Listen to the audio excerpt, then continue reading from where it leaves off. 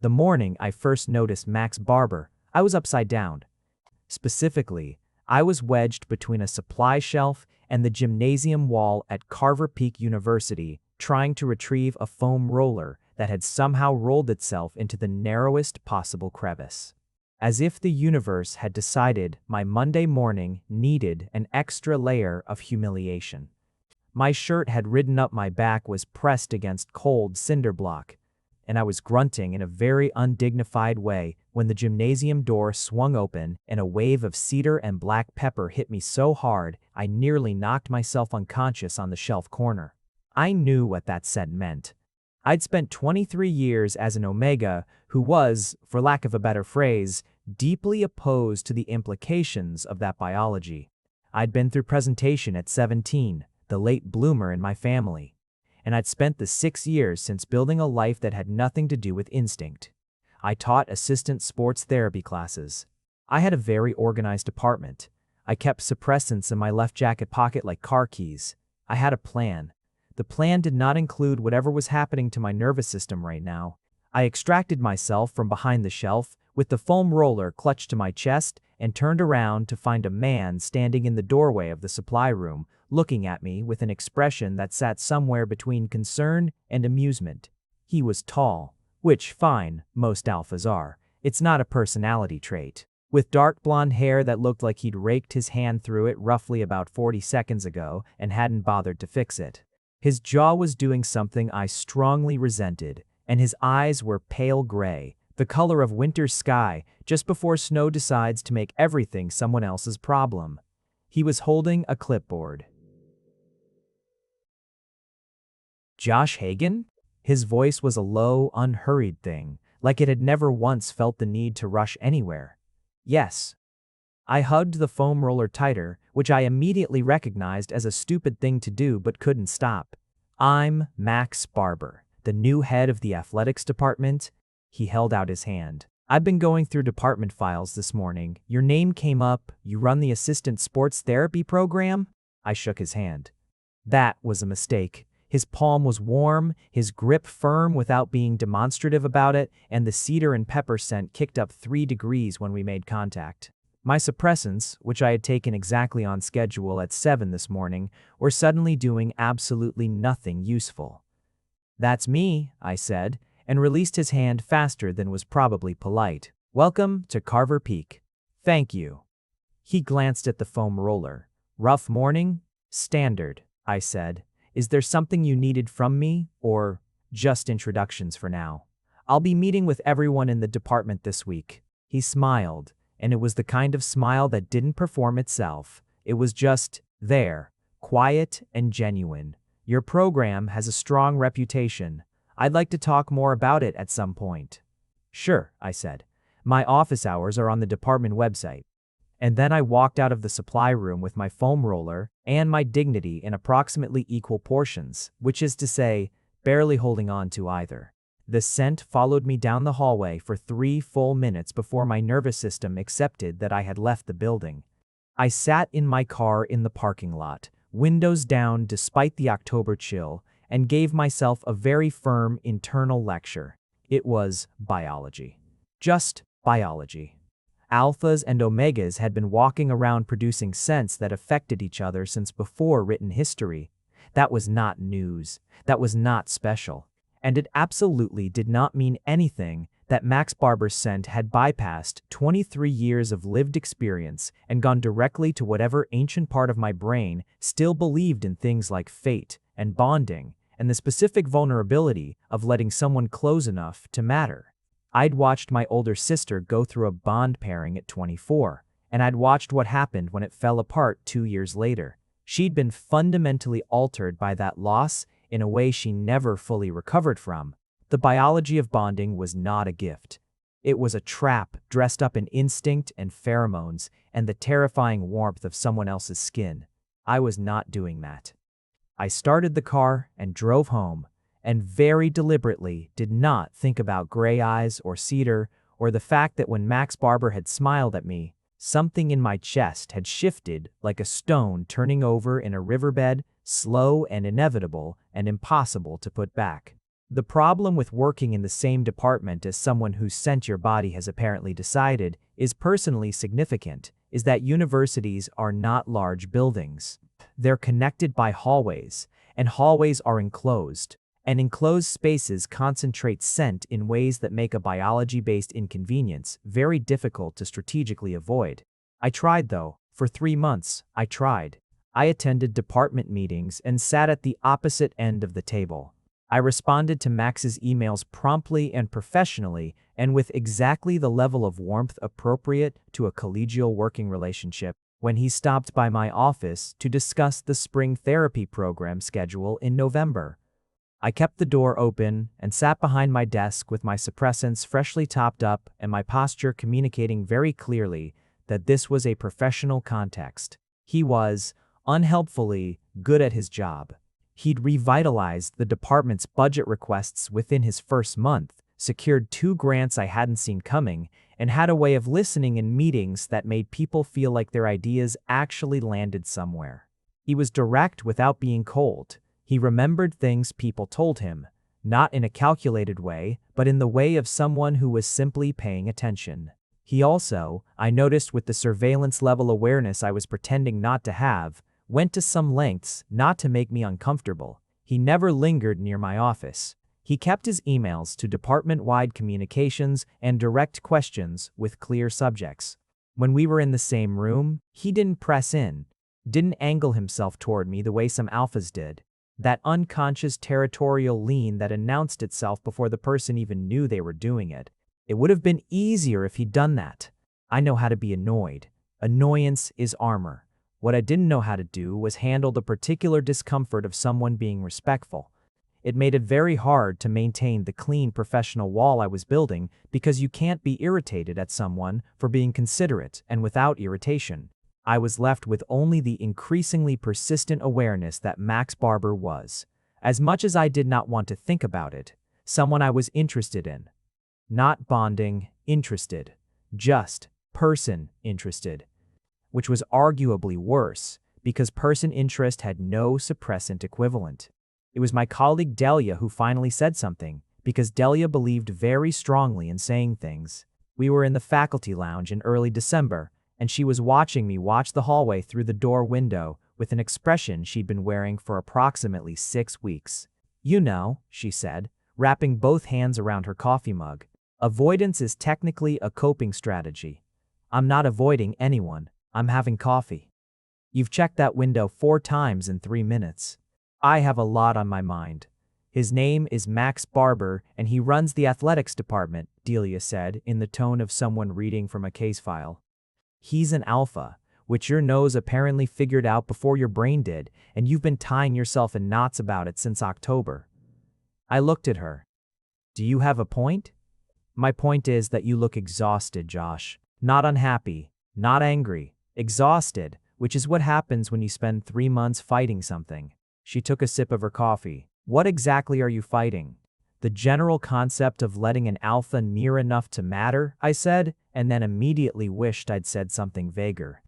Delia didn't say anything for a moment. She just looked at me with the kind of patience that comes from knowing someone well enough to wait them out.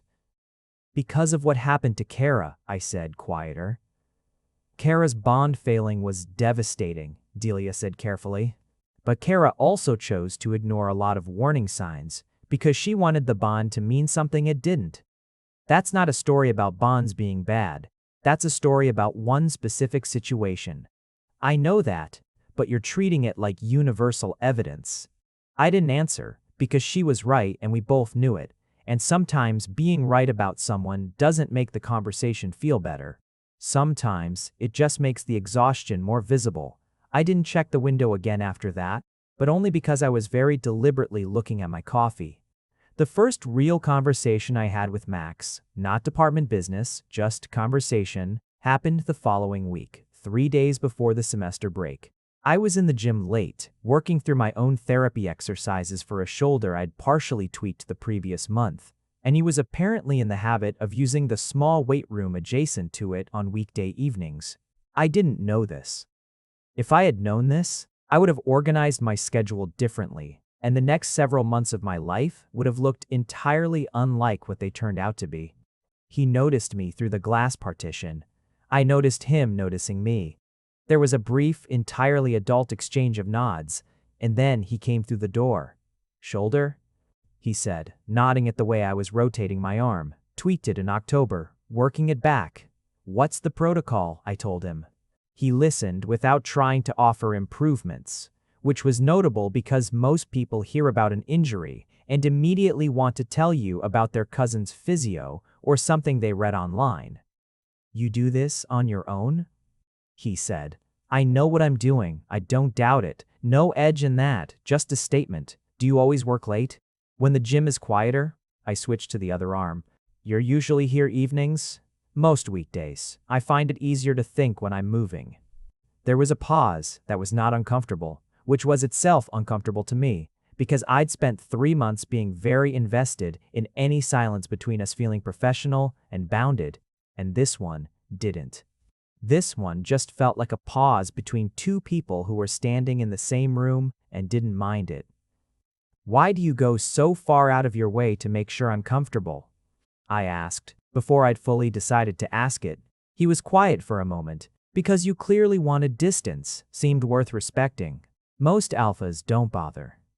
"Most alphas also think that's charming," he said, dry as bone. "It's not charming, it's just not reading the room." Something in my chest did the stone-turning thing again. I hated it. I was also, against all prior planning, somewhat glad I'd stayed late. "I appreciate it," I said. "The distance respecting." "Noted." He picked up his towel from the bench. "I'll get out of your space." "You don't have to." He paused. "I just meant..." I stopped. "The gym's big enough." He nodded and went back through to the weight room. But he left the partition door open, and for the next hour we occupied adjacent spaces without speaking, and it was, against every instinct I'd spent 3 months cultivating, fine, more than fine. It was easy. And easy, where Max Barber was concerned, was exactly what I had no idea how to handle. The spring semester started with a department retreat in January, which was the university's idea of a good time and nobody else's. We were driven to a conference center 40 minutes outside of the city fed indifferent food, and made to do collaborative activities that were presumably designed to improve team cohesion, but in practice, mostly revealed who in any given group had never learned to compromise. Max ran the retreat with the same low-key competence he brought to everything else. He didn't perform enthusiasm. He didn't over-facilitate. He gave people room to be themselves and then, gently and without drama, redirected when things went sideways. I spent most of the afternoon session watching him work and trying to convince myself that what I was doing was professional observation.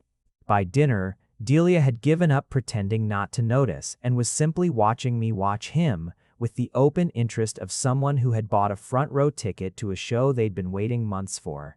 "Stop," I told her. "I'm not doing anything. You have a look on your face. It's my regular face. It's your extremely specific face that you make when you think you're about to be proven right about something." She smiled into her water glass. "All I'll say is that he keeps glancing over here. Not in a department head way. Delia, I'm just reporting observable data." The evening session was optional, a bonfire outside, informal, the kind of thing that was clearly designed to let people who'd been colleagues for years actually talk to each other. I stayed, partly because the alternative was a hotel room with network issues, and partly because I was tired of being strategic. Max found me at the edge of the firelight, about an hour in standing with a mug of coffee and looking up at the January sky, which was deeply clear and absolutely frigid, and the kind of beautiful that feels like a reproach. "Good stars out here," he said, coming to stand beside me, not too close, just beside me. "No light pollution," I said. "You can see the Pleiades." "Where?" I pointed. He leaned in slightly to follow the line of my arm, and for a moment we were close enough that his warmth registered against my side, and his scent came to me full and unchecked. Cedar and black pepper, and something faintly like clean wood smoke from the bonfire. And my body's response to it was so immediate and so total that I had to press my mouth together for a second just to keep my composure. Got it, he said, and eased back. I haven't done much stargazing. It requires standing still, I said. I imagine that's difficult. He made a sound that was almost a laugh. You've been paying attention. It's a small department. We stood in silence for a while. The fire crackled. Someone across the group burst into laughter at something. The sky sat overhead with its patient, uncountable lights. Josh, he said quietly. Something in the way he said my name, just my name, in that low, unhurried voice, made the back of my neck warm. I want to say something, and I'd like you to tell me if it's unwelcome. I held my coffee mug very carefully. Okay. I think about you, he said, not in a work context, in the way that means I'd like to spend time with you outside of this building, and I understand completely if that's not something you want, and I will not bring it up again and nothing between us changes professionally, but I didn't want to keep not saying it. The honesty of it landed like something physical. No maneuvering, no strategy, just a man telling the truth and leaving the door exactly where I could reach it. I thought about Kara. I thought about what Delia had said, that it was one story, not a universal law. I thought about cedar and black pepper and how it had been 5 months since I'd stood in a supply room, feeling like something in the world had just permanently rearranged. I thought about all the ways people hurt each other when they get close enough to matter. I appreciate you saying it, I said. My voice came out steadier than I felt. I genuinely do. But I can't. I don't want to do the Bond thing, Max. Any version of that road. It's not about you specifically, I can't go down it. Silence. Not a bad silence. Not wounded or pushing. Okay, he said simply. Okay, I told you nothing would change. He looked up at the stars again. I meant it. I waited for the argument, for the negotiation, or the hurt that wanted to become leverage, or the particular alpha certainty that a no was just a yes that hadn't been convinced yet. I'd encountered all of those. Max just stood there looking at the Pleiades. Something about that was worse than any of those alternatives. And also, in a way I didn't yet have words for, something about it was the first genuinely safe thing that had happened to me in a very long time. We stood there until the cold drove us back inside. He got me a second cup of coffee without asking, correctly guessing I wanted one. We talked about the spring program and whether the university would actually approve the new equipment budget. It was easy. Measured. The conversation of two people who had just established something between them and were figuring out how to live in it.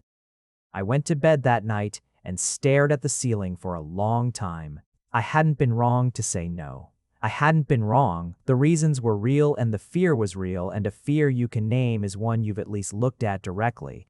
I just hadn't expected the no to cost something. The months that followed were the strangest of my professional life because they contained Max Barber and I in the same department operating as colleagues and occasional companions in the overlapping hours of our schedules, and it worked. It genuinely worked, and the working of it was doing something to me that I resented on principle. He was not performing unconcernedness.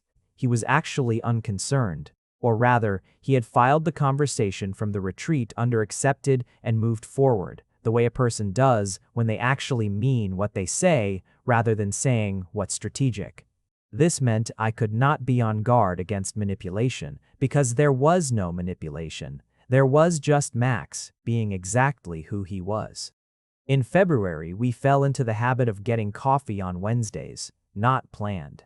It started when we both arrived at the faculty lounge at the same time, and the coffee maker was broken, and we walked to the place across the street and came back and talked for 40 minutes about, I can barely remember now, something about the biomechanics of the shoulder, which led to comparative anatomy, which led somehow to whether migratory patterns in birds could be mapped onto commuting behavior in humans.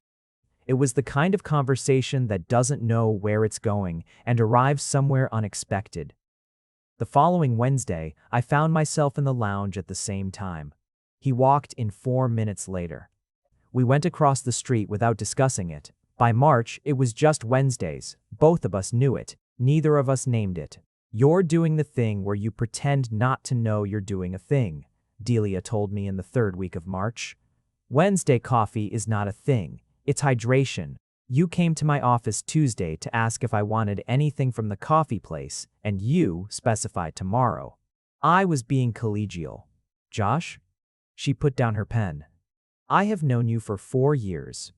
You do not do anything accidentally. You have planners for your planners. That's hyperbole. The point is that you like him. You are making space for him. And you're pretending you're not, because if you pretend you're not, then you don't have to face the part where you told him no, and you don't know if you meant it anymore. The room was very quiet. I meant it, I said. The reasons are still the same. The reasons haven't changed. Maybe, she said, not unkindly, but you have. I went home that evening and sat with that for a long time. It wasn't that Delia was wrong. The problem was that she was right in the specific way that doesn't solve anything, because knowing you've changed doesn't automatically clarify what to do about it. I still didn't want the bond. Still didn't want to hand that much of myself over to the mechanics of biology and hope the person on the other end proved worthy of it.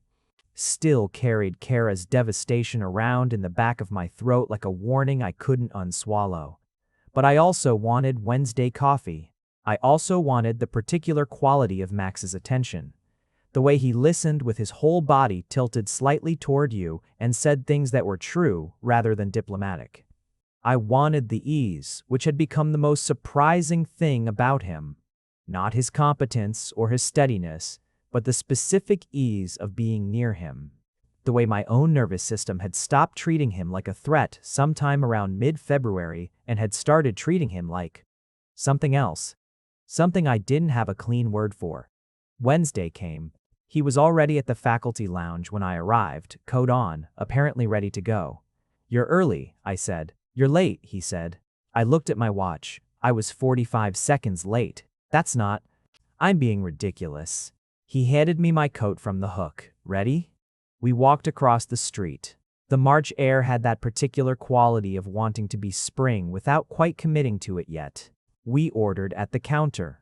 He'd memorized my order sometime in February without drawing attention to the fact that he'd done it, which I chose not to examine, and we took the corner table that had become ours by habit. He told me about a grant situation that had hit a bureaucratic wall. I told him about a student in my morning therapy class who had figured out a modification technique I hadn't thought to try and felt slightly shown up by a 20-year-old.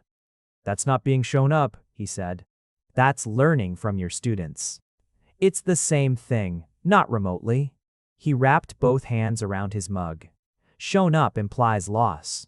Learning from someone is just information arriving from a new direction. You don't lose anything. I looked at him. You're surprisingly good at reframing things. I've had a lot of practice talking to my own brain, he said, and then his mouth quirked slightly. That came out more ominous than intended. No, I laughed before I could decide not to. I know what you meant. His expression when I laughed was very brief and very controlled, but I saw it. Just a flicker of something warm and unguarded before he rearranged his face into its usual quiet. I thought about that flicker for 3 days, which was when I knew I was in trouble. The second time Max asked, it was April, and it happened because of a plant.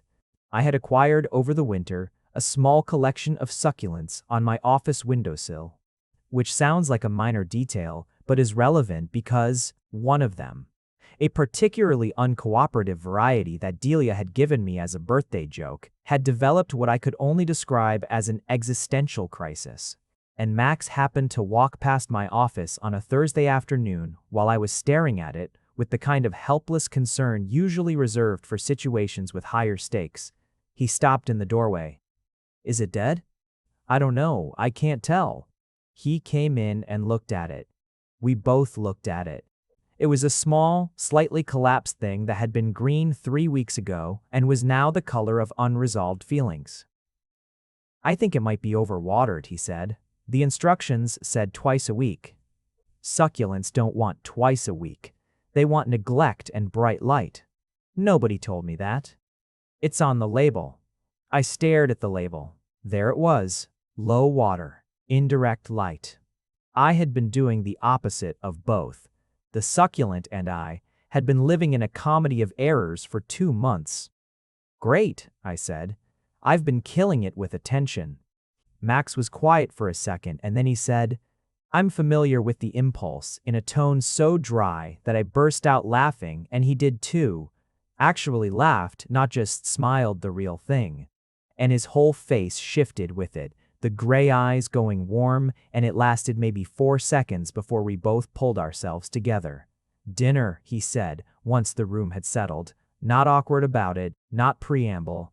Just, I know it's been 4 months and you said no, and I mean it that I'll drop this if you want me to, but I'd like to take you to dinner. I opened my mouth. Not as a path to anything, he said, and his voice was very careful with that. Just dinner. Just you and me somewhere that isn't Wednesday coffee or the gym or a department meeting. Just to see if the easy thing extends outside the building. The easy thing. He'd named it. He'd noticed it and named it without making it a weapon. The fear rose up in me, the way it always did. Kara's face, Kara's voice on the phone the night the bond broke, the sound a person makes when something fundamental has been taken out of them. The way she'd said, I thought it was real, Josh. I thought it was the real thing. The way that sentence had lived in me for years as a warning label on something I'd decided not to touch. Max, I said. The bond, that whole trajectory. I know. It's not that I don't. I stopped, started again. I'm not saying I don't feel, it's complicated. I know that too, he said simply. I can't say yes, I said. I want to be honest with you. I'm not. This isn't me being coy or playing a game. I just can't go there. I'm not ready to go there, and I don't know if I ever will be. And it's not fair to you to let you buy me dinner when I can't promise it means anything. He looked at me for a moment. His expression was the very controlled version again, not closed, just contained. All right, he said. I'm sorry. Don't be. You've been honest. And I asked. He picked up the plant. Move this to the other windowsill. More light, less water. Give it 2 weeks. He set the succulent on the windowsill by the far window and walked out. I sat down in my office chair and put my head in my hands. The ceiling didn't offer anything useful. I went home and called Kara. We talked for an hour. She talked mostly, and I listened, and somewhere in the middle of it, she said something I hadn't heard from her before. Something that had apparently taken her 3 years to reach. I think I blamed the bond for what was actually just him being wrong for me. The bond was real. He was the variable. I didn't say much in response, but I sat with it after we hung up, and sat with it while I made dinner, and sat with it while I lay in the dark and stared at the ceiling. And I was still sitting with it when I fell asleep. The succulent recovered completely within 2 weeks, exactly as predicted. I took that as some kind of sign about something. I wasn't sure what yet. The summer session was smaller, fewer students, quieter building, a faculty complement that shrank to its essential core. Max and I were both teaching in the summer term, which meant we were sometimes the only people in the building in a given afternoon, and the space between us had been by June, compressed by proximity and habit into something I couldn't have mapped accurately if I'd tried. We'd stopped pretending Wednesday coffee was a coincidence. We'd added Saturday morning runs, not together exactly, but along the same trail at roughly the same time, and if we ran the last mile side by side without discussing it, that was nobody's business. He'd started leaving books on my desk when he thought I'd like them, which was alarming because he was correct about it every time. I'd started sending him articles about whatever rabbit hole I'd fallen down in any given week, biomechanics or astrophysics, or that period in the 18th century when everybody was obsessed with automata. He read them. He had opinions about them. We argued about the automata for 3 weeks.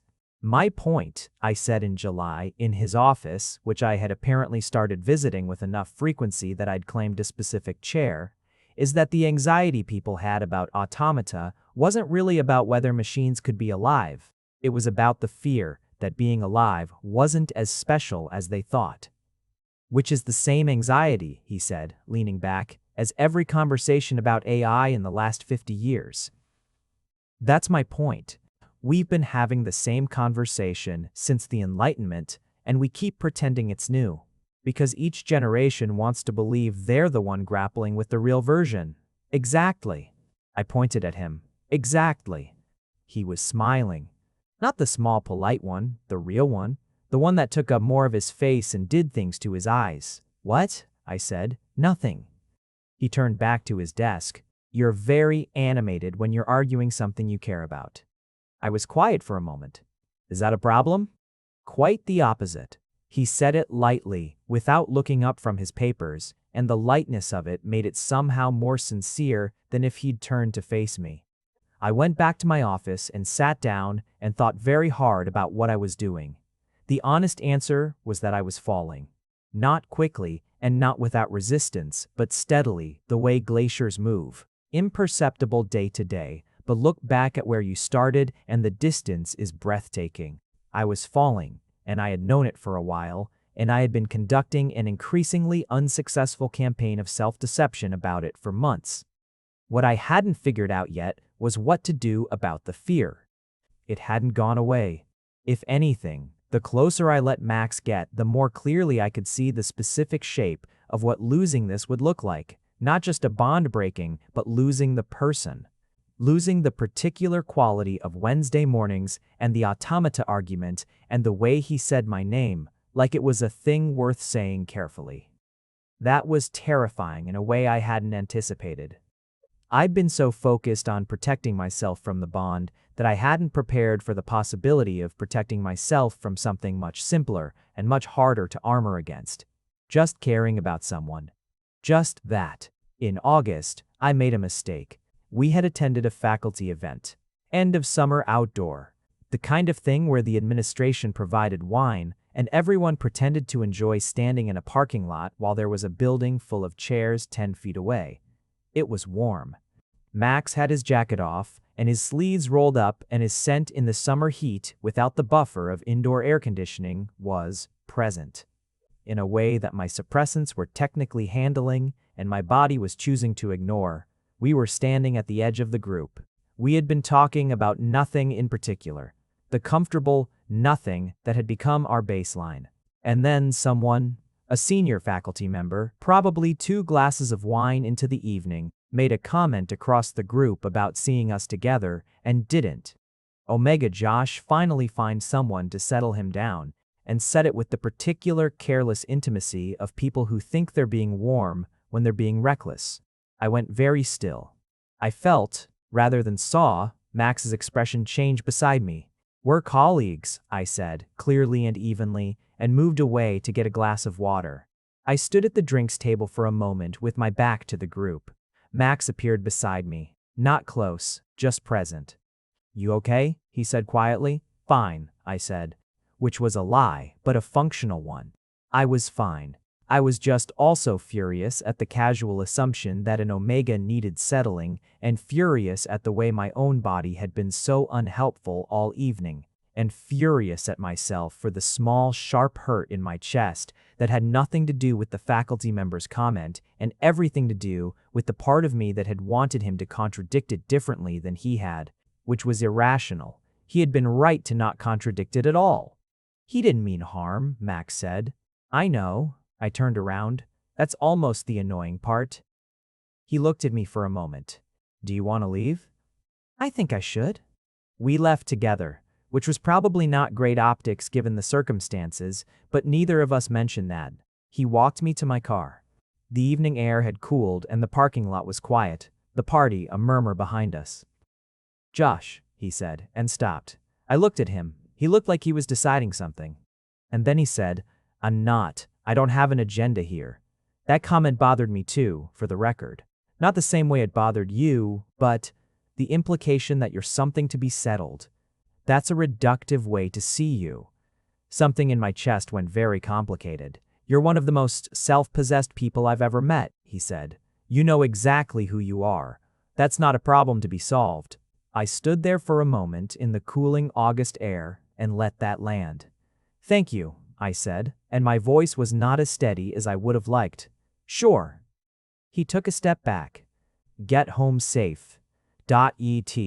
I drove home and cried for approximately 15 minutes in a very undignified way, which I attributed to the wine, the comment, and the accumulated weight of 8 months of careful distance that kept getting smaller despite every effort I made to maintain it. I was deeply, comprehensively, unavoidably in love with Max Barber. I had no idea what to do about it.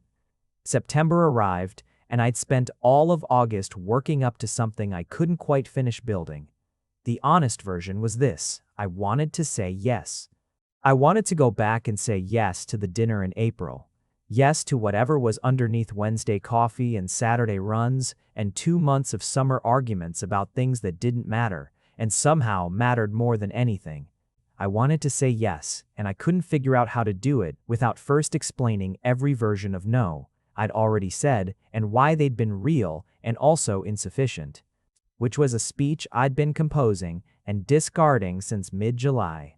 Delia told me in the second week of September that I was going to have to do the thing I was obviously preparing to do because I was vibrating at a frequency she could feel from across the faculty lounge. "You've decided," she said. "I've been thinking. You decided in August, and you've been thinking up your nerve ever since." She handed me a coffee. "What's stopping you? What if he's tired of asking?" The question came out smaller than I intended. Delia looked at me gently. "Has he seemed tired of asking?" "He hasn't asked since April." "Because you told him you needed that and he listened." She set her own mug down. "Josh, he has been running Saturday mornings with you for 3 months. He reads every article you send. He left a book on your desk last week with a sticky note about Chapter 7. Does that read like someone who's tired?" "No," I admitted, "so go." I found Max in his office at the end of that Thursday late afternoon, the building mostly quiet. I knocked. He looked up from his laptop. "Do you have a minute?" I said. "Of course." He gestured to my chair, the one that had become my chair, and closed the laptop. I sat. He waited. "I'd been thinking," I started. "Okay. About April. About—" I pressed my hand against my knee. "About all of it, actually, all the way back to October." He was very still, listening. "I want to say yes to dinner," I said. "I've wanted to for months. I think I wanted to that night in January, and I didn't because I was scared, and I was scared again in April, and the things I was scared of were real, and I'm not dismissing them. But I've been doing a lot of— I've thought about this a lot, and I think I've been letting one bad outcome stand in for all possible outcomes, and that's not honest. Not to either of us." Max was quiet. "So," I said, "if the offer is still—" "It is," he said, quiet, immediate. "Then yes." I let out a breath. "Yes to dinner." He looked at me, and for a moment something moved behind his eyes that I could not quite read. Then he said carefully, "I want to make sure we're on the same page." "Okay." "When you say yes to dinner," he said, "what does that mean for you? I want to hear it from you directly." "It means—" I thought about it. "It means I want to try. I want to stop protecting myself from something that I haven't actually experienced yet. It means I care about you a lot, and I think I'd been spending a lot of energy pretending that's not as significant as it is." He nodded slowly. "Max," I said, "what's—" "I heard you," he said. "I hear everything you're saying." He turned his chair to face me more directly. "And I have to be honest with you too." Something in his tone made my stomach tighten. "I've been thinking since April," he said, "about what you've said. About us, in terms of what we actually are. The distance and the coffee and all of it." He paused. "And I think I need some time." I went very still. "Not because I don't want this," he said quickly. "Not because I don't. I care about you, Josh, more than I think you understand. But I've also been carrying the weight of asking and waiting and respecting what you needed for almost a year, and I'm being honest when I say that I need to figure out where I am, whether—" He stopped. "Whether I have more to give right now, or whether I'm running on empty in a way that's not fair to either of us." The words landed in me one at a time. "I understand," I said. And I did. I did understand. But the irony of it, the specific cruel irony of finally getting out of my own way in the same moment that he stepped back, was almost physically funny in the way that things sometimes are when they're too absurd to be anything else. "Josh, no, I mean it." I stood up. My knees were steady, which surprised me. You've been honest with me all year. I'm not going to be anything but honest back. That's fair. What you're saying is fair. Oh, it's not what I want, he said. I know. I looked at him. I believe you. I went home. I did not cry this time. I sat in my kitchen with a cup of tea that went cold and thought about the mechanics of timing and the specific way the universe sometimes made a joke of the things you were most earnest about. I was not angry at him. How could I be? He'd been asking and I'd been saying no, and now I was saying yes, and he needed to check on himself first. That was just true. That was what honesty looked like when it wasn't convenient. I put the cold tea in the sink. I was still in love with him. I was now also in the position of waiting, which was the one thing I'd spent an entire year trying to avoid being. I thought that was probably fair too. October had a cruel sense of humor. 1 year to the month since I'd first stood in that supply room with a foam roller and been ambushed by the scent of cedar and black pepper. 1 year. And I was sitting in my office trying to behave normally while the succulent on my windowsill, which had been healthy for 6 months and had apparently decided to make a point, was starting to look a little uncertain again. Max and I were still doing everything we'd been doing. The Wednesdays, the runs, the office visits that neither of us had stopped. It was slightly different now, a careful quality to it, a mutual awareness of where we were that made every easy moment also a little charged. But it was still there. We were still there. He didn't bring up the September conversation. I didn't either. We were both waiting, I think, and we were both pretending we weren't, and the pretending was gentle enough that it didn't create distance, just a kind of suspended quality to the spaces between words. Delia told me, in the second week of October, that I looked like someone living in a snow globe that someone had just set down. That's a very specific image, I said. You're all settled and quiet and waiting for something to shake it up again. She cocked her head. How are you actually doing? I don't know, I said, which was the most honest answer I'd given in weeks. Better than I expected. Not great, but I'm not falling apart. I thought I'd be falling apart. Why? Because I waited a year to say yes, and then he needed time, and that's objectively. I exhaled. It's fine. It's genuinely fine. I'm not angry. I know you're not. I'm asking how you feel. I thought about it. Patient, I said finally, which is strange. I've never been patient about anything, but this feels like something that's worth being patient about, not in a martyred way, just worth it. Delia smiled. What? Nothing, she said. You've grown. Don't do that. You have. A year ago, you would have picked a fight with that observation. I would have. I was aware I would have. I thought about the October a year ago. The supply room, the foam roller, the instinctive recoil from everything Max's presence implied. I'd spent so long being defended that it had become hard to locate where the defense ended and I actually began. I knew now. The year had clarified it. The answer was, I was someone who loved Wednesday mornings and automata arguments and the specific weight of a person leaving books on my desk because they knew me. The answer was, I was someone who had been protecting himself from exactly the kind of thing he actually needed. The answer was, I was, slowly, figuring out that being an Omega who didn't want the conventional Bond story didn't mean I had to be an Omega who didn't let anyone in. The specifics of what Max and I would look like if we got there, that was something else, something to figure out together if we got the chance. The Bond was still complicated. The biology was still what it was, but I had stopped treating it as a verdict before the trial. I was, gradually, imperfectly, learning to let things be something other than threats.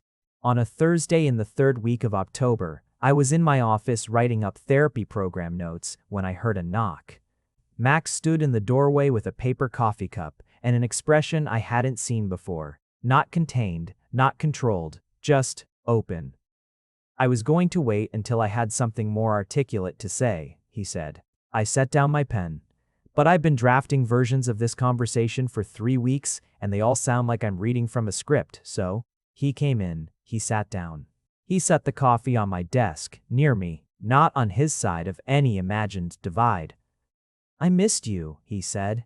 Even though I see you every week, I missed the version of you that was pointed toward me instead of being careful. I looked at him. September was honest, he said. I meant it. I needed to check on myself. I also figured something out in the process. He paused. I was protecting myself from the expectation of more asking. I'd been asking and hearing no for almost a year, and I'd started to believe that was going to be the permanent state of things. That I needed to be okay with that.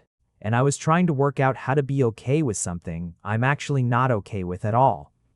Max, let me finish, he said quietly. I'm not okay with us being just this. The coffees and the runs and the conversations, I love all of it. But I want more than that. I want to take you to dinner. I want to know what it's like when we're not in a building that has a department to run. He stopped, looked at the desk between us. I want to stop being afraid that wanting more means I'm asking too much. The silence held for a moment. You're not asking too much, I said. His eyes came up to mine. I'm still scared, I said. I want to be honest about that. The bond question is still complicated for me, and I don't have a clean answer about it. But I'm tired of the fear being the loudest thing in the room. I looked at him directly. Dinner, I said. Yes, still yes. Whatever comes next, we figure it out. He let out a breath that had clearly been held for longer than this conversation. Okay, he said. Okay, I said. He picked up his coffee. I picked up mine. We sat in my office in the October afternoon light and said nothing for a while, and it was easy, deeply, completely easy, in a way that felt less like arriving somewhere new and more like finally admitting we'd been here all along. Dinner was a Saturday. Late October, the air doing that thing where it finally commits to being autumn with a cold that has opinions. He picked a place I didn't know. Small, not showy, a corner table by a window that looked out over the street where people walked past with their collars up. We talked for 3 hours. Not about work, about everything else. He told me about growing up in a small town where everyone knew everyone's status and what it was supposed to mean, and how he'd spent most of his teens fighting the expectation that being an alpha meant having a particular kind of life. He told me about a mentor in grad school who told him that leadership was about removing obstacles rather than demonstrating strength, and how that had changed the way he understood himself. He told me about a dog he'd had for 12 years who had died 2 winters ago, and how the apartment still felt wrong without the sound of breathing coming from the living room at night. I told him about Kara. I told him all of it. Not just the bond breaking, but what it had looked like from outside watching my sister go from whole to hollowed, and how I'd built a life that was organized against that specific vulnerability. I told him about the planners for my planners.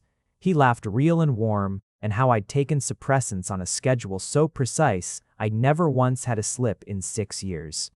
And how the first morning I'd stood in the supply room and smelled him, I'd been furious at my own body for feeling anything at all. I know, he said, I know you know. You're very legible, he said, not unkindly. When you're working to keep a distance, it's visible, not in a bad way, in a, you care about things very much and protecting what you care about looks like that. Does it bother you? I said. That I'm not? That I've been so difficult about all of this? No. He said it simply, no qualifying pause. I understand it. You had reasons. All of them were real. He picked up his wine. The only thing that ever... He stopped. What? The only thing that came close to bothering me, he said, was when you apologized for having them. I looked at him. When did I? In April. You said you were sorry. He met my eyes. You didn't need to be sorry. You were protecting yourself. That's not something to apologize for. I sat with that for a moment. You're a genuinely unusual person, I said. He smiled, the real one. Good unusual or bad unusual? Very good unusual, I said. Annoyingly good unusual. We finished the wine. We walked back through the October streets, not holding hands, but close. The way people are when they've given up pretending proximity isn't intentional. He walked me to my car. The street was quiet. The cold had settled in fully. Josh, he said. I turned to look at him. I'd like to kiss you, he said, if that's okay. It was, I think, the most perfect possible way to ask. Not assumed, not performed. Just an honest question from a person who had asked me honest things all year and waited for honest answers. Yes, I said, that's okay. He kissed me. Soft, unhurried, exactly the way he did everything, with full attention and no performance. His hand came up to the side of my jaw, warm despite the October cold, and the cedar and black pepper scent was right there, immediate. The way it had been for a year, except now, I had nowhere left to run from it and didn't want one. It lasted a moment, and it lasted a long time. When he pulled back, he was close. Close enough that I could feel the warmth radiating off him, and he was looking at me with the kind of expression that has nothing to hide in it. "Dinner again?" he said quietly. "Soon?" "Yes," I said. I drove home. I sat in my parking lot for 5 minutes with the engine off and my hands in my lap and let myself feel the full scope of everything that had been building for a year. The fear and the hope and the 12 Wednesday coffees and the succession of no's that had all been yeses waiting to be ready. I let myself feel it without armoring against it. Just felt it, all of it, complete and undeniable. It was the most terrifying thing I'd done in years. It was the most right thing, too. Then my phone rang. I picked it up without looking at the screen and said hello, still mostly inside the feeling of the last half hour. "Josh." It was my mother's voice. "Tight. Your sister's been in an accident." My hand went cold. "She's okay," she said immediately. "She's going to be okay, but she's in the hospital and we're driving there now and I needed to tell you." I was already starting the car. "What happened?" I said, and my voice had shifted entirely, the warmth of the last hours folding away into the specific sharpness of crisis. She told me Kara had been in a car accident on the highway. The other driver had run a red. It was not her fault. She had a broken arm and some bruised ribs and a concussion that the doctors wanted to watch.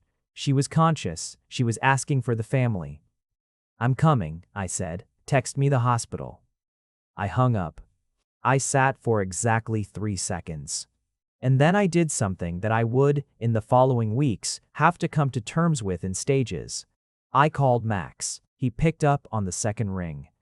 "Hey," his voice was warm, still the warmth from an hour ago. "I need to tell you something," I said, "and I need to tell you right now before I drive away and the momentum of this month catches up to me. Josh, are you okay? My sister's been in an accident, and I have to go to the hospital, and she's going to be fine, but I pressed my hand against my forehead. "I've been about to say something to you for 3 weeks, and I keep not saying it because I want to get the words right, and I don't have time to get the words right now." "You don't need to. I love you," I said. Silence. "I love you," I said again. And it came out less panicked the second time, more like something I'd known for a long time and was finally just saying out loud. "I've loved you since February. Probably, I need you to know that. Before I disappear into a hospital for the next week and you don't hear from me and you think, I don't want you to think anything other than what's true." Another beat of silence. Then Max said, very quietly, "Drive safe." "That's all you're going to say?" "That's the most important thing to say right now." His voice was steady, warm, sure. "Drive safe. Call me when you get there. And, Josh," a pause. "I know," I exhaled. "Okay," I said. "Go," he said. I drove. He called me when I was 40 minutes into the drive, just to make sure I was okay. He texted when I arrived at the hospital. He sent food to the waiting room address I sent him without being asked, because he was that person, the kind that doesn't need to be told what to do when someone needs something practical. Kara, in the end, was fine. More than fine. She had a broken arm and a bruised rib and a concussion and a new and extremely energized desire to be more careful about intersections. She also looked at me across her hospital bed 2 days later and said, "You look different." And when I tried to deflect, she said, "You look like someone who stopped fighting themselves." I thought about that for a while. "I think I did," I said eventually, "recently." "Good," she said. It was exhausting to watch. She slept. I sat in the plastic chair beside her bed and thought about the 4th rejection. The one that hadn't happened. I'd said yes in September. I'd said yes again in October. And then my sister had been in an accident and I'd called Max from a parking lot and said the third true thing I'd said to him that night, which was the most unguarded and most certain thing I'd said to anyone in years, and he'd said drive safe. And I know, and somehow those were exactly the right words. There had been a moment in the parking lot with the phone to my ear and the hospital address on its way to my screen when I'd felt the fear rise up again. The reflex old and well practiced. To close the door before anything could come through it. To say, actually, I spoke too quickly, let's go back to being careful. To reject the whole thing by moving the goalpost before he could. I hadn't. That felt significant. I texted Max from the plastic chair. She's sleeping. She's okay. Thank you for the food, he texted back. Good. Sleep if you can. Then, a minute later, I know, by the way, I stared at that for a moment. He sent a follow-up, in case that needed to be said with more syllables than a parking lot allows. I pressed my face into my hand to keep from making noise that would wake Kara. I texted back, we can discuss the syllables later. He sent back a single response, looking forward to it. I put my phone in my pocket. The hospital was quiet, the machines beeped their steady rhythms, and my sister slept with her broken arm in its cast at an angle that looked uncomfortable, but she'd insisted was fine. I stayed until morning. November. A month of reckoning. I went back to the department with something different in my posture. Delia noticed it within 30 seconds of seeing me, and had the grace to not say I told you so, but only barely. Max and I had our first actual second dinner, the Friday after I returned, and this time there was nothing held back, nothing measured, nothing deployed as careful distance. We talked until the restaurant was setting chairs on tables around us. He told me things that first dinner hadn't reached, about his own fears. That he'd projected too much onto what he wanted from me made it a fixed point he couldn't examine clearly, and had spent the September weeks untangling what was genuine feeling from what was the story he'd been telling himself about it. The feeling survived the untangling, he said. That was the answer. I told him about sitting in Kara's hospital room thinking about the fourth rejection that hadn't happened, about the reflex and choosing not to follow it. Why didn't you? He said. What stopped you? I thought about it honestly. I realized I was more afraid of losing what we had than I was of what we might become, I said. And those two fears pulled in opposite directions, and for the first time, the second one won. He reached across the table and put his hand over mine, not dramatic, just present. I'm not going to make you promises about the bond, I said. I'm not. That's still a conversation we need to have, if we get there. I'm not there yet. I know, he said. I'm not asking for the ending. I'm asking for the next thing. The next thing, I repeated. Dinner next week?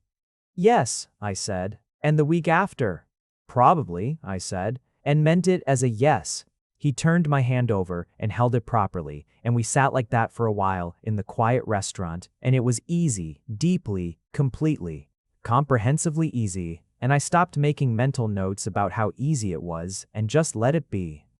The bond conversation happened, eventually. In December, in his apartment, on a Sunday evening that had started as dinner and became a 6-hour unspooling of everything we'd never fully said. I'm not saying never, I told him. I'm saying I need it to be a choice, not a compulsion. I need to know that if it happens, it's because we both decided it, not because the biology got ahead of us. I think that's exactly the right position, he said. You're not bothered? I'm an alpha who has spent his whole adult life being told that bonding is the point, he said. I had to do my own untangling about that a long time ago. I don't need the bond to tell me this is real. I looked at him for a moment. How did you end up like this? Like what? Like? I tried to find the word. Like someone who says the right thing without performing it, he considered. Probably a lot of getting it wrong first, he said, and eventually learning the difference between what I actually wanted and what I thought I was supposed to want. They're different things, usually, he said, but sometimes what you actually want turns out to be better than what you thought you were supposed to want. He was looking at me when he said it. I moved closer. The cedar and pepper scent, which had been ambushing me from supply room closets and gymnasium partitions and coffee shops for over a year, was now just the scent of the person I was sitting closest to in the world. And somewhere between October and December, it had stopped feeling like a complication and started feeling like something I associated with being home. "I have to tell you something," I said. "Tell me. I'm not scared right now." He was quiet for a moment. "How does that feel?"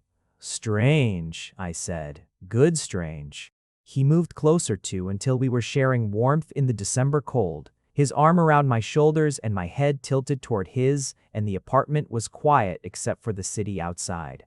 And we stayed like that for a long time without needing to be anywhere else. The second year looked different from the outside, but felt like a natural continuation from the inside, which was, I think, what it looked like when things happened at the right speed instead of someone else's schedule. We were public, eventually, in the understated way of two adults who simply stopped being careful about being seen together and let the department figure it out, which they did without drama. Delia celebrated by buying us a plant, another succulent, specifically, which she presented to us in my office with the gravity of someone awarding a prize. "This one is harder to kill," she said. I checked. "You got us a plant," Max said, "a specific plant, with meaning." "The meaning being," I said, "that you're both better at keeping things alive than you think." She laughed before either of us could come up with a response to that. "The succulent lives on my office windowsill, healthy, and I move it toward the light and water it sparingly, and I'm very careful about it, and it does fine." Wednesdays were still Wednesdays. We didn't retire them when the dynamic changed, because they'd become something in their own right, a ritual we'd grown together rather than a strategy we'd employed. We just went as what we were now, two people who had chosen each other and didn't have to pretend otherwise. The first time I introduced him to Kara was in January, over dinner at her apartment, where she spent the first 20 minutes observing him with the careful attention of someone who had a stake in the outcome. He was, predictably, himself. Calm, interested, not performing anything. When she asked him directly about his intentions, which she did because Kara has always been entirely uninterested in tact, he said something I only heard partially from the kitchen where I'd retreated to refill drinks. When I came back, Kara was looking at him with an expression I recognized, reluctant approval. "What did you say to her?" I said later, in the car. "She asked if I'd be patient with you," he said, and I said I found patience easy with someone worth being patient for. I looked out the window at the passing winter streets. "That's a very good answer," I said. "I meant it." "I know," I said. "That's what makes it a good answer." He reached over and took my hand where it was resting on my knee. I turned my palm up and held his. The bond conversation came back in March, not as a crisis, but as a real one, a long, careful, sometimes difficult conversation spread over several evenings about what we wanted and what scared us, and what commitment looked like when you stripped the biology away from the expectation and looked at the actual shape of the thing. "I don't need it to be biological," I said during the second of those evenings. "I don't need the bond as a fact. What I need is to know that this is a choice we keep making. Not something that locked into place and neither of us can leave." "That's what I want too," he said. "A choice, renewable. Every day? Every day?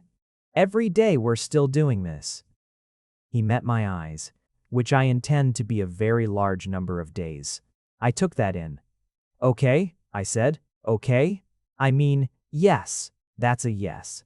He let out a breath that had clearly been held somewhat carefully. "Good," he said. "That's good."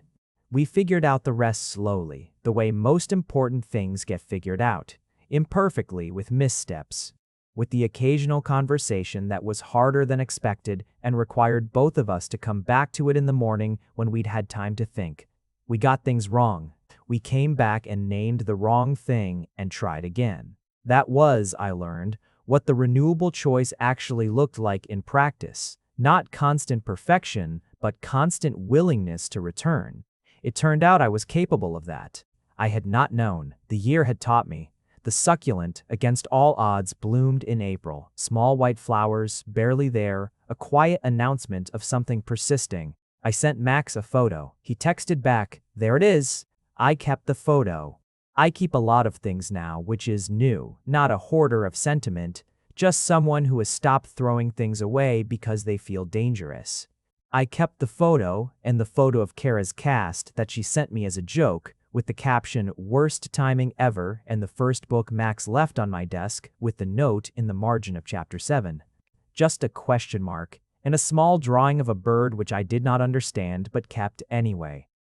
I kept, mostly, the understanding of what a year could do to a person who was willing to let it. I had gone into that October a year ago being very organized about who I was and what I would allow and where the lines were drawn, and I had come out the other side of it with all of those things still intact but more honest. Less like fortifications and more like things I actually chose. The lines were still there. The fear was still there, sometimes, when I looked too far ahead. But I had learned to look at it instead of building around it, and looking at it had, over time, made it smaller. Max had not fixed me. I want to be clear about that because the story could be read as a version of an alpha coming along and teaching an omega how to stop being afraid, and that's not what happened. What happened was that I fixed myself, mostly, by choosing over and over again to stay present instead of retreating. And Max made that choice easier by being someone who made presence feel safe rather than exposed. That distinction matters. In May, I moved some of my things to his apartment.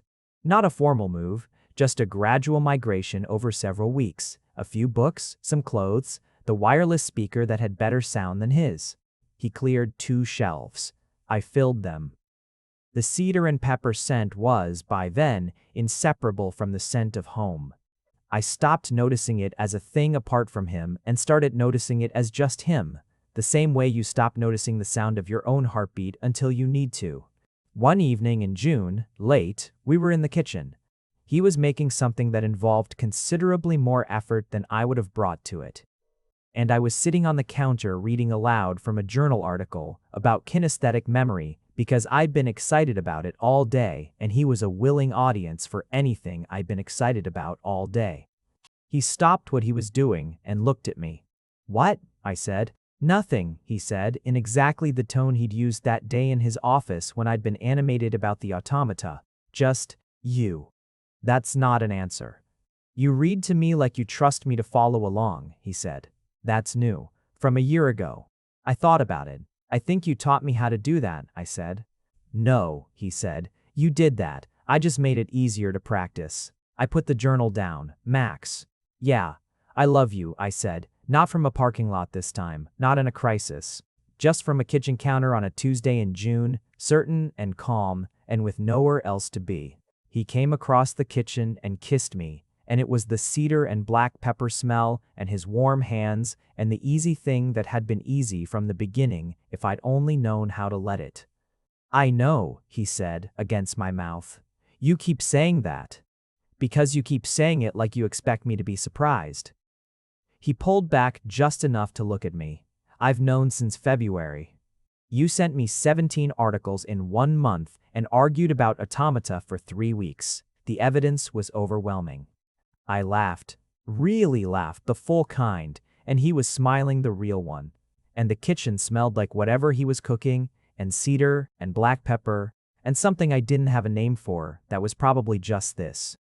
2 people in a room together who had gotten there the long way, and found that the long way was exactly how long it needed to take. The pot on the stove made an urgent sound. "Your dinner," I said. "Our dinner," he said, and went back to save it. I picked up my journal article. He told me to keep reading. I kept reading.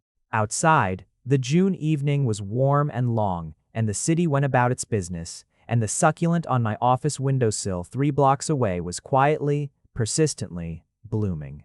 Epilogue. A year to the month. October again.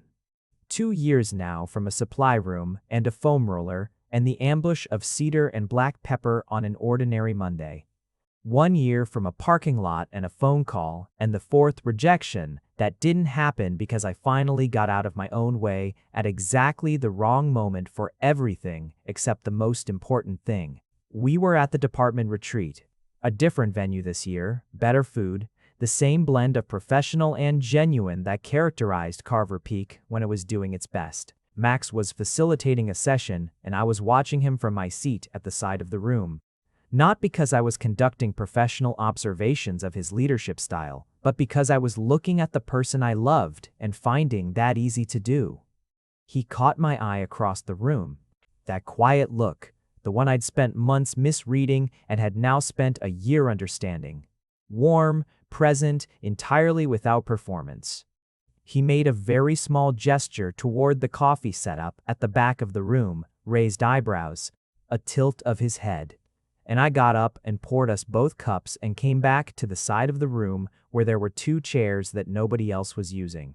He wrapped up the session and came to sit beside me. I handed him his coffee. "Good session," I said. "You weren't paying attention to the session. I was paying attention to you running the session. Different thing." "Is it?" "You looked good doing it," I said. He took his coffee. "Flattery. Accuracy." I looked at him sidelong. "Happy anniversary, by the way." He turned to look at me. "It's October." 1 year from the first time I said yes in a parking lot. He was quiet for a moment, and then the real smile came. The one that took up his whole face and made his eyes go warm. "That is not the most romantic anniversary framing." "No," I agreed, "but it's the most accurate one." He put his arm around the back of my chair, not over my shoulders, just behind me, present without crowding, which was so entirely him that I had nothing to say about it except that I was glad. The retreat went on around us. Someone made a joke at the front of the room. Laughter spread across the group.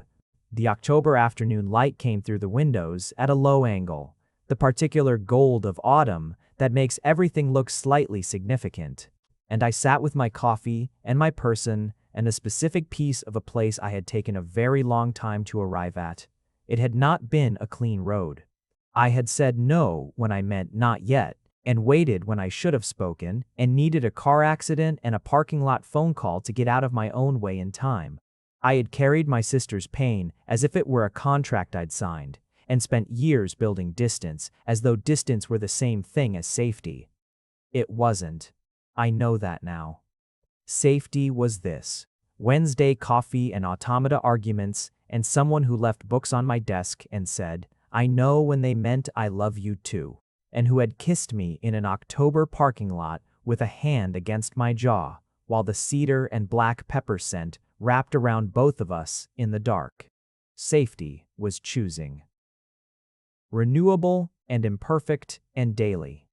I leaned slightly into the warmth of Max beside me.